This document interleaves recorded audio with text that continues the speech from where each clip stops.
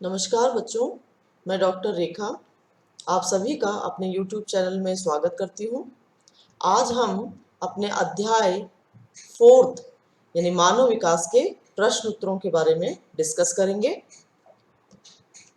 सबसे पहले हम लेते हैं अपने पाठ्य पुस्तक के प्रश्न उत्तर। तो इसमें पहला है ऑब्जेक्टिव, निम्नलिखित में से कौन सा विकास का सर्वोत्तम वर्णन करता है। तो इसके अंतर इसका उत्तर होगा गुण में घनात्मक परिवर्तन। ये इसका उत्तर रहेगा, यानी कि क्वालिटी वाइज पॉजिटिव होना चाहिए।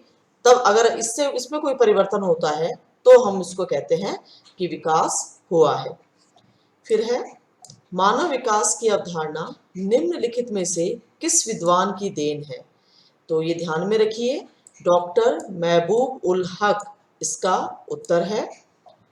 फिर है निम्नलिखित में से कौन सा देश उच्च मानव विकास वाला नहीं है। तो ये ध्यान में रखिए, देखिए इसमें नहीं पूछा है तो इसमें नॉर्वे है, अर्जेंटीना और जापान तीनों ही उच्च मानव विकास में आते हैं। अतः उत्तर इसका होगा मिस्र। अब हम अपने आ जाते हैं 30 शब्दों के प्रश्नों में। इसमें पहला प्रश्न है मानव विकास की 3 मूलभूत क्षेत्र कौन से हैं। तो इसका उत्तर हमें मालूम होगा। मानव विकास के 3 मूलभूत क्षेत्र हैं स्वास्थ्य, शिक्षा व प्रत्येक व्यक्ति के संसाधनों तक पहुंच।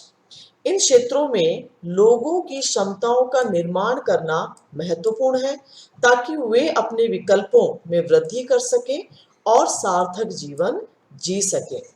ये मानव विकास कहलाता है। अब दूसरा प्रश्न आ जाता है मानव विकास के 4 प्रमुख घटकों या स्तंभों के नाम लिखिए। ये दोनों एक ही बात है। तो इसमें 4 स्तंभ या घटक जब हम बताएंगे तो ये हैं समता, सतत पोषणता, उत्पादकता व सशक्तिकरण। यहाँ बच्चों मैं आपको एक बात बताऊं कि इसमें कई बार इन घटकों को प्रश्न के रूप में किन्हीं 2 या किसी एक के बारे में भी स्पेशली पूछा जा सकता है। तो इनका हमने विस्तार पूर्वक वर्णन जब हमने अध्याय आपको पढ़ाया था तब बताया था। अतः इनके बारे में आपको इनका थोड़ा सा वर्णन आपको मालूम होना चाहिए ताकि अगर आपसे एक पर्टिकुलर घटक के बारे में या स्तंभ के बारे में पूछा जाए तो आप उसका उत्तर दे सकें। अब हम आ जाते हैं हमारे बड़े प्रश्न पे। मानव विकास सूचकांक के आधार पर देशों का वर्गीकरण किस प्रकार से किया जाता है। तो देखिए मानव विकास सूचकांक के जो मुख्य बिंदु हैं जिनके आधार पे हम तय करते हैं रैंकिंग को, ये है जीवन प्रत्याशा, शिक्षा व प्रति व्यक्ति आय। प्रत्येक देश के अंतर्गत इन्हीं के आंकड़ों के द्वारा हम निर्धारित करते हैं। HDI यानी मानव विकास सूचकांक, इसको भी आपको ध्यान में रखना है। HDI की फुल फॉर्म क्या होती है। संकेतकों का एक समग्र आंकड़ा होता है मानव विकास सूचकांक। इसका जो क्रम है वो 0 से 1 के बीच के स्कोर पर आधारित होता है। कोई भी देश 1 के जितना निकट होगा उसका मानव विकास का स्तर उतना ही अधिक होता है। रैंकिंग के आधार पर इसमें शामिल सभी देशों को हम 4 श्रेणियों में रखते हैं। पहला है अति उच्च मानव विकास, जिसके अंतर्गत हमारे 59 देश शामिल हैं। इसमें सबसे उच्च है नॉर्वे, यानी पहले नंबर पे मानव विकास सूचकांक में नॉर्वे आता है। इसके बाद स्विट्जरलैंड, ऑस्ट्रेलिया, आयरलैंड और जर्मनी, ये टॉप 5 कंट्रीज हैं। इसके बाद में आ जाता है हमारा दूसरी श्रेणी जो कि है उच्च मानव विकास। इसमें हमारे 53 कंट्रीज यानी 53 देश इसके अंतर्गत शामिल हैं। और तीसरी श्रेणी है मध्यम मानव विकास से संबंधित है। इसमें हमारे 39 देश शामिल किए गए हैं। वह भारत, आप ध्यान में रखिए बच्चों, भारत इसी मध्यम मानव विकास श्रेणी में शामिल है। और इसकी अंतिम श्रेणी है निम्न मानव विकास, जिसके अंतर्गत सभी बाकी जो बचे हुए देश हैं वो इसके अंतर्गत आ जाते हैं। निम्न मानव श्रेणी में या जिसे हम कहें सबसे निम्न मानव विकास श्रेणी पे आता है नाइजर। ये नाइजर को आप ध्यान में रखिएगा, सबसे अधिकतम है नॉर्वे और निम्नतम पे है नाइजर, तो इस बात का ध्यान रखिए। सूची भी हमने आपको प्रस्तुत की है। ये देखिए 4 भागों में से विभक्त कर रखा है मानव विकास की स्तरों को। और इसके अंतर्गत आप एक चीज का ध्यान रखिए बच्चों कि मानव विकास सूचकांक का स्कोर यानी अति उच्च स्कोर को हम कहाँ से मापते हैं? ये हम मापते हैं 0.8 से ऊपर के जो देश हैं उनको हम अति उच्च मानव विकास के अंतर्गत रखते हैं। इसमें 59 देश शामिल हैं।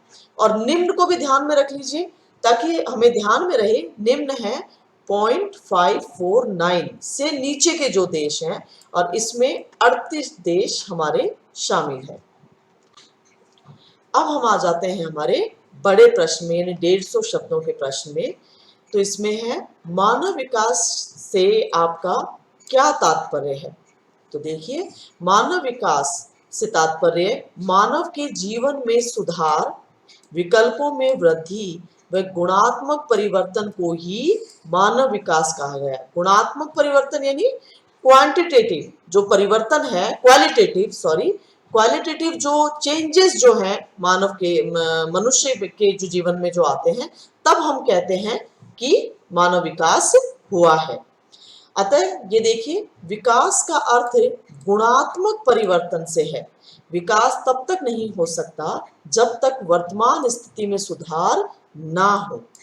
जैसे हम देखें उदाहरण के रूप में कि किसी भी क्षेत्र की जनसंख्या अगर बढ़ती है तो उसको हम विकास नहीं कह सकते, वह वृद्धि को दर्शाएगा, विकास को नहीं। विकास तब होगा जब व्यक्ति के जीवन यानी उसके रहन सहन के स्तर में, उसके शिक्षा में, उसके स्वास्थ्य संबंधी सुविधाओं में जब परिवर्तन आएगा यानी अच्छे की तरफ यानी पॉजिटिव की तरफ जाएगा तब हम उसे विकास के रूप में देखेंगे। तो इसलिए सकारात्मक वृद्धि से सदैव विकास नहीं होता। विकास उस समय होता है जब गुणवत्ता में सकारात्मक परिवर्तन होता है। अनेक दशकों तक विकास के स्तर को केवल आर्थिक वृद्धि के संदर्भ में ही मापा जाता था। इसका अर्थ था कि जिस देश की अर्थव्यवस्था जितनी बड़ी होती थी, ये माना जाता था कि वह देश उतना ही विकसित था। इस वृद्धि के अधिकांश लोगों में यानी इस तरह की वृद्धि से जो है अधिकांश लोगों के जीवन में कोई खास परिवर्तन नहीं आता यानी उससे उसका कोई संबंध नहीं होता था। विकास के महत्वपूर्ण पक्ष जो है वो जीवन की गुणवत्ता का आनंद, अवसर की उपलब्धता व स्वतंत्रता का भोग है। इसके आगे देखिए मानव विकास की अवधारणा सर्वप्रथम 1990 में डॉक्टर महबूब उल हक ने दी थी जो कि अर्थशास्त्री थे पाकिस्तान के। डॉक्टर हक के अनुसार मानव विकास वह है जो लोगों के विकल्पों में वृद्धि करता है तथा उनके जीवन में सुधार लाता है। विकास का मुख्य उद्देश्य ऐसी दशाएं उत्पन्न करना है जिसमें लोग सार्थक जीवन व्यतीत कर सकें, जिसे हम सरल भाषा में कि अच्छा जीवन व्यतीत कर सकें। सार्थक जीवन का अर्थ है लोग स्वस्थ हों, अपने विवेक व बुद्धि का विकास कर सकते हों, समाज में प्रतिभागिता करें और अपने उद्देश्यों को पूरा करने के लिए स्वतंत्र हों। आगे हम देखते हैं मानव विकास अवधारणा के अंतर्गत क्षमता व सतत पोषणता से आप क्या समझते हैं? अभी मैंने आपको पहले भी बताया था बच्चों कि किसी पर्टिकुलर घटक के बारे में भी आपसे पूछा जा सकता है। तो यहाँ इस आपके सामने प्रस्तुत है इस तरह का एक प्रश्न। समता, यहाँ समता और सतत पोषणता हमसे पूछा गया है। तो समता से हमारा तात्पर्य है यानी कि व्यक्ति के उपलब्ध अवसरों के लिए समान पहुंच की व्यवस्था करना। लोगों को उपलब्ध अवसर लिंग, प्रजाति, आय, जाति के भेदभाव के विचार के बिना समान होना चाहिए यानी प्रत्येक व्यक्ति के लिए अवसर समान होने चाहिए। उनको इन बिंदुओं के आधार पर भेदभाव नहीं होना चाहिए। सामाजिक व आर्थिक दृष्टि से पिछड़े लोग शिक्षा से विरत होते हैं यानी अगर वो शिक्षा से पिछड़ जाते हैं जिससे इनके विकल्प भी सीमित हो जाते हैं। ये समता है। दूसरा है सतत पोषणता जो कि वर्तमान समय की सबसे बड़ी मांग है। सतत पोषणता से तात्पर्य है यानी व्यक्ति हमारे सामने जो हमारे संसाधन हैं, हमारे जो रिसोर्सेज हैं, उनका उपयोग अपने विकास के लिए करे, लेकिन वह इस तरीके से करे, यानी उसका दुरुपयोग ना होकर वह भावी पीढ़ी के लिए भी सुरक्षित रहे, ताकि भावी पीढ़ी भी उसका उपयोग करते हुए, इन संसाधनों का उपयोग करते हुए विकास कर सके। इसको हम सतत पोषणता कहते हैं। अब हम बच्चों आ जाते हैं अपने पूर्व बोर्ड परीक्षा में पूछे गए प्रश्नों के बारे में। तो देखिए, इसमें ज्यादा कुछ नहीं पूछा जाता, लेकिन जितने प्रश्न हैं वो आपके सामने प्रस्तुत किए हैं मैंने। मानव विकास प्रतिवेदन 2018 के अनुसार सर्वोच्च उच्च मूल्य सूचकांक वाले दो देशों के नाम, या एक देश का नाम पूछा जा सकता है, दो देशों के नाम इसमें पूछे गए हैं। तो पहला नंबर पे आता है नॉर्वे और दूसरे नंबर पे स्विट्जरलैंड। यहाँ एक चीज आपको बच्चों में बताऊं, यहाँ पर 2018 आपको आपकी स्क्रीन पे शो हो रहा है। ये 2018 मैंने परिवर्तित किया है, क्योंकि इससे पहले जो पुस्तक थी वो 2013 के आंकड़ों के साथ में थी, अतः उसमें प्रश्न 2013 से संबंधित पूछे गए थे, क्योंकि आंकड़े उसी समय के थे। लेकिन वर्तमान पुस्तक जो अब हमारे पास उपलब्ध है, ये 2018 के आंकड़े उसमें मौजूद हैं। अतः लगभग ये मैं मानती हूं कि अगर प्रश्न पूछा जाएगा तो हमसे इन्हीं आंकड़ों से संबंधित पूछा जाएगा। अतः 2018 इसके अंतर्गत हमने लिखा है।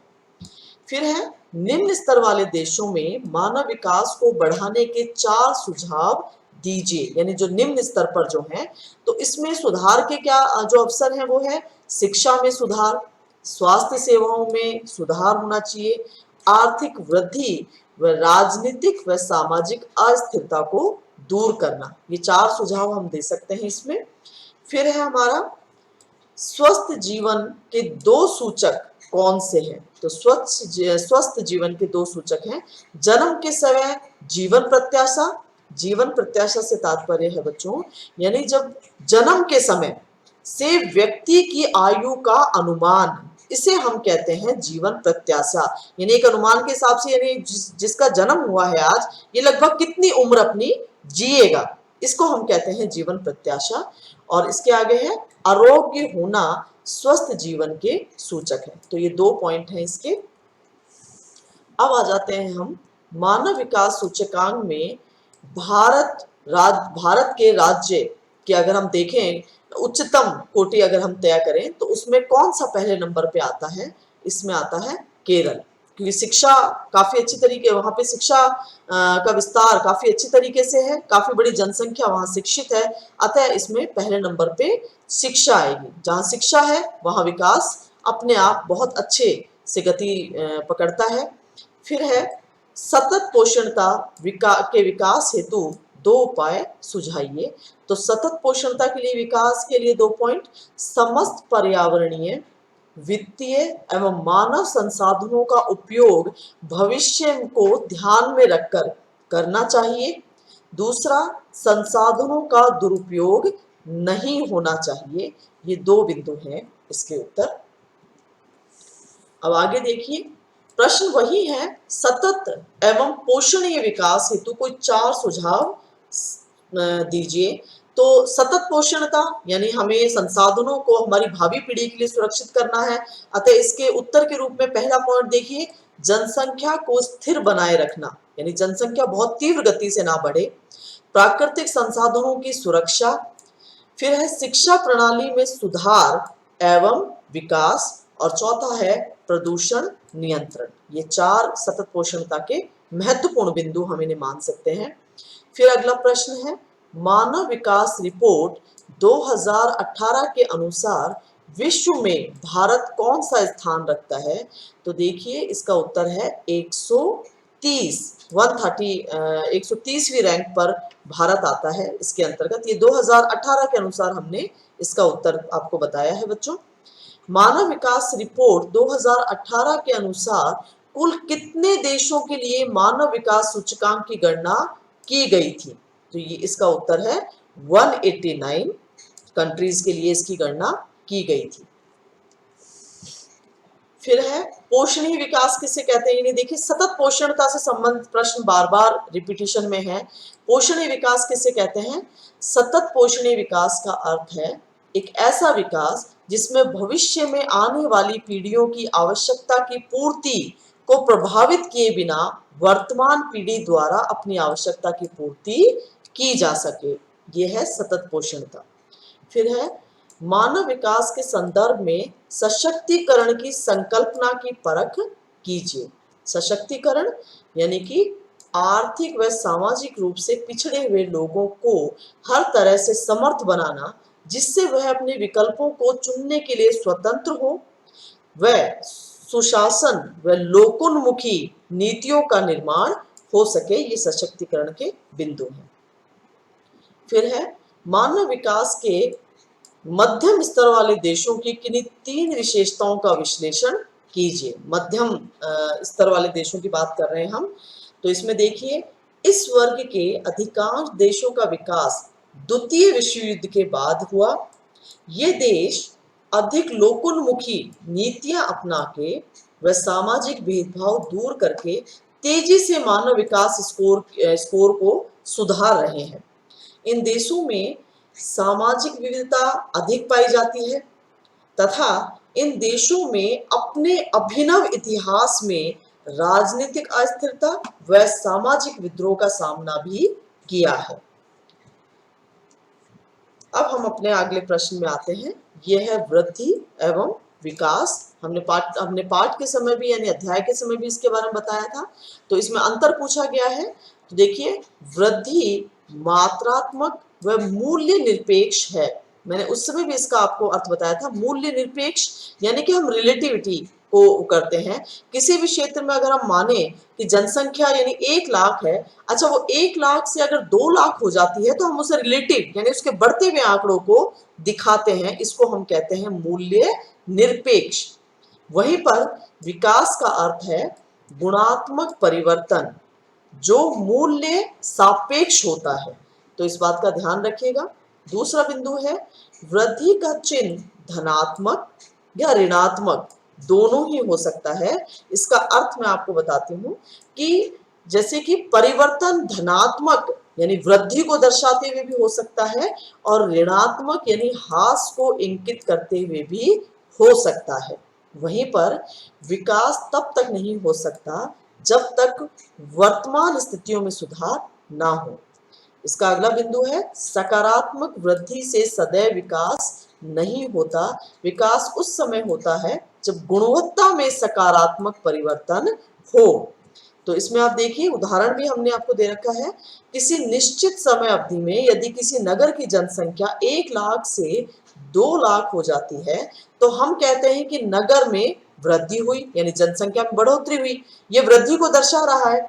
फिर भी यदि आवास जैसी सुविधाएं यानी मूलभूत जो सुविधाएं हैं व्यक्ति की, सेवाओं की व्यवस्था व अन्य विशेषताएं अगर पहले जैसी रहती हैं, जैसे स्वास्थ्य है, शिक्षा है, अगर ये पहली जैसी ही रहती है तब इस वृद्धि के साथ विकास जुड़ा हुआ नहीं होता। विकास तभी होगा जब मानव की मूलभूत आवश्यकताओं की पूर्ति होगी यानी उनमें सुधार होगा, तब हम उसे विकास कह सकते हैं। तो इसी के साथ हमारे चौथे अध्याय के प्रश्न उत्तर समाप्त होते हैं और अगले पाठ के साथ हम आपके सामने प्रस्तुत होंगे। धन्यवाद।